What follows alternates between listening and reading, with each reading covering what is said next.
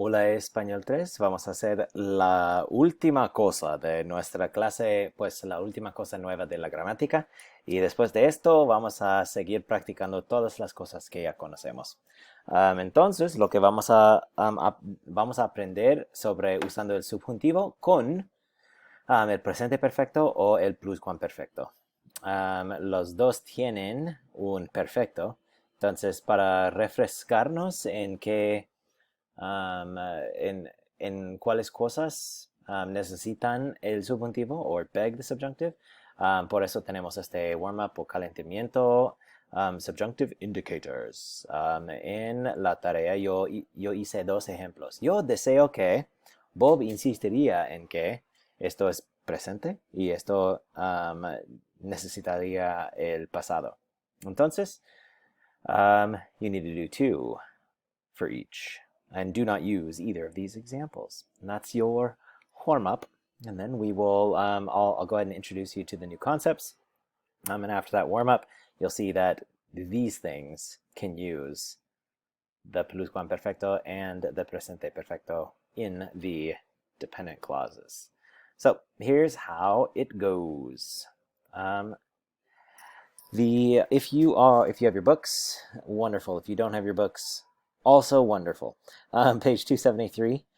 This is how the book wants to describe it. The present perfect subjunctive is formed by using the present subjunctive of the auxiliary verb haber and the past participle. Study the following forms of the present perfect subjunctive. And so, as with all of the other perfect tenses, this tense is formed by doing two separate things. One is conjugating the verb haber, and two is following it up with a past participle of some sort. So haber in the present subjunctive, look like this. We did this a couple of weeks ago, I think, in one of our Zoom sessions, but it's yo haya. It's one of the irregulars.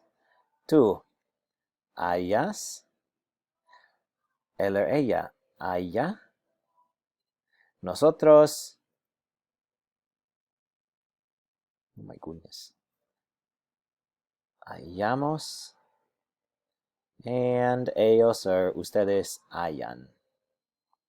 So you go ahead and do this and then add a participle on the end. If you've forgotten participles over the course of 2 days, remember if it's ER or IR, it ends in ido.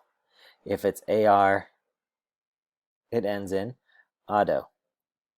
Unless it's one of the specials, which remember is my very, very precious cheddar plus frito.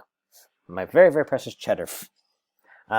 So I feel like the formation of this is pretty easy because you're just doing the same exact thing we've been doing for 3 weeks, but with a different haber. Haya, hayas, haya, hayamos, hayan, and then the participle right afterwards. Where it gets tricky is when would you use such a thing, right? The present perfect subjunctive is used when the action in the dependent clause occurred before the action in the main clause. So remember, the dependent clause, more often than not, comes right after the K. So this is the dependent clause, and this is the main clause, right?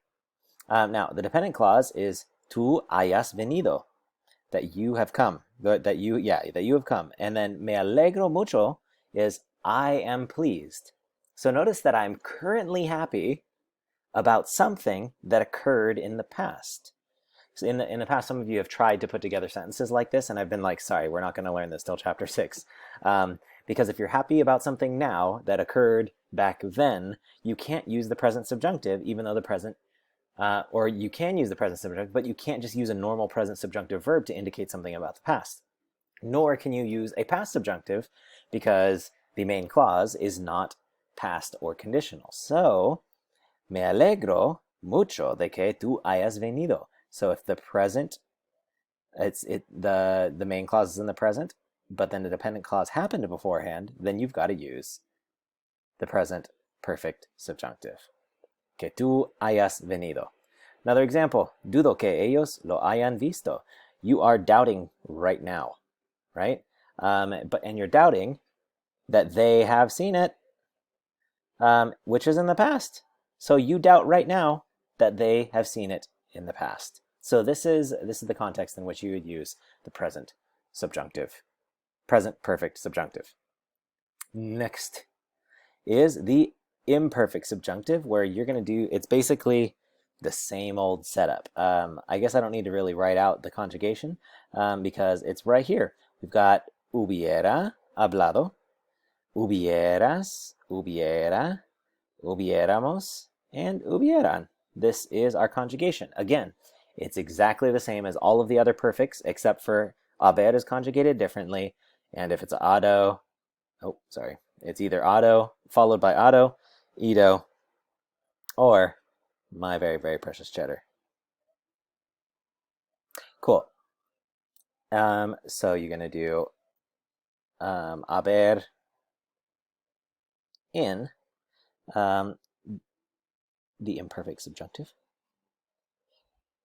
Haber in the imperfect subjunctive, followed by auto, ido, or my very, very precious cheddar. Now, you might be like, okay, when would I use this? And you would use this. The pluperfect subjunctive is used after a verb in the past tense that requires the subjunctive when the action of the verb in the subjunctive occurred prior to the action of the verb in the main clause. So again, it's about you have a point in time and you're and it begs the subjunctive, but you're talking about something that occurred before that point in time. So, me sorprendió que, which that's an emotion, that's one of Geese Tat's. Me sorprendió que ellos hubieran hecho tal cosa. So I was surprised at point A in the past, or let's call this point B in the past, que ellos hubieran hecho tal cosa, that they had done such a thing. Action A happened before action B.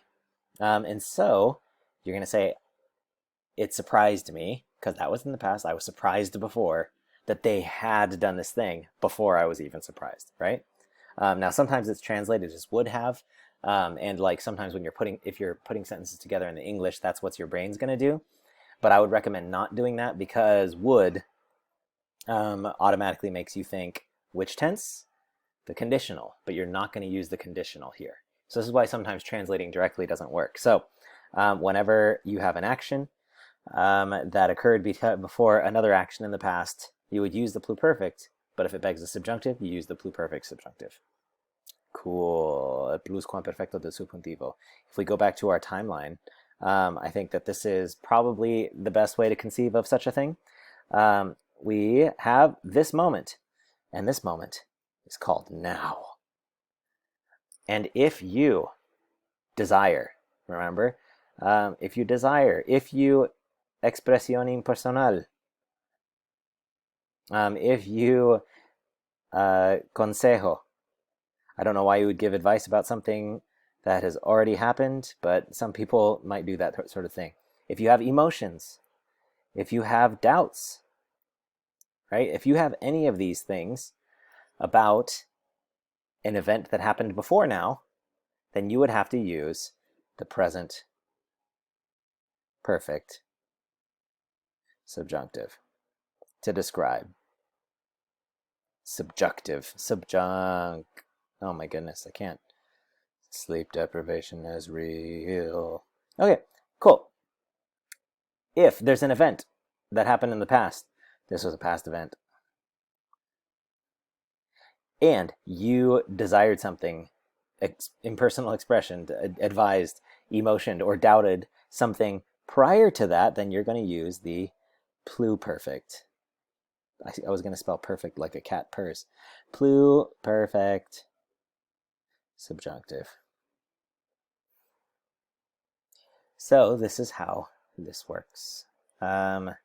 If you're like, man, I really want that you brought your book. So like in English, we'd be like, I wish you brought your book.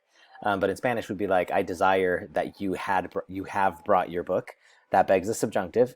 So I wish you brought your book would be now, but you would have brought it in the past. And so, deseo que hayas traído tu libro, right? I wish that you have brought your book. Or, I doubt that you, I doubted in the past that you had brought your book. So we're telling a story about the past, and we're saying in that past moment I had doubted that you had done such a thing. So fortunately, there are 8 bajillion book activities that we can do to make sure that we practice these. And so you'll notice that your next assignment in the lesson plan, if you're actually just reading through the lesson plan, the assignment is called page 273 to 275, Prácticas. You are going to do page 273, activity A. And when you're doing that, you are going to do just the even numbers and answers only. So 2, 4, and 6. And you just need to answer. But notice in this activity, it's asking like, hey, has Lewis received a high grade? And you're going to be like, it's possible, present, that he has received something before the present. So you're going to use the present perfect subjunctive. Es posible que haya recibido una nota alta. Cool. I realize I didn't take a picture of page 274, but I feel like you could probably figure that out. Just do answers only again. And then 274C, you're going to do the same thing.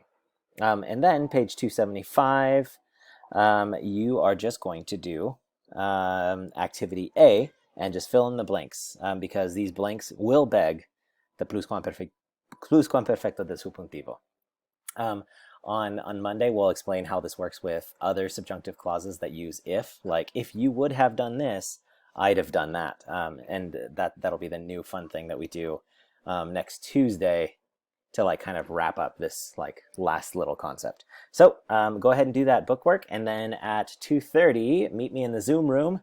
The Zoom room, man, it sounds like an amusement park. Meet me in our Zoom classroom for Q&A, and then I'll run you through the answers to these questions. And then at the end, I'll give you your exit ticket assignment, and hopefully you'll answer this well. The exit ticket, by the way, is going to be in the quiz category because I'm actually going to be checking for your understanding. So don't just willy-nilly do the exit ticket. Cool.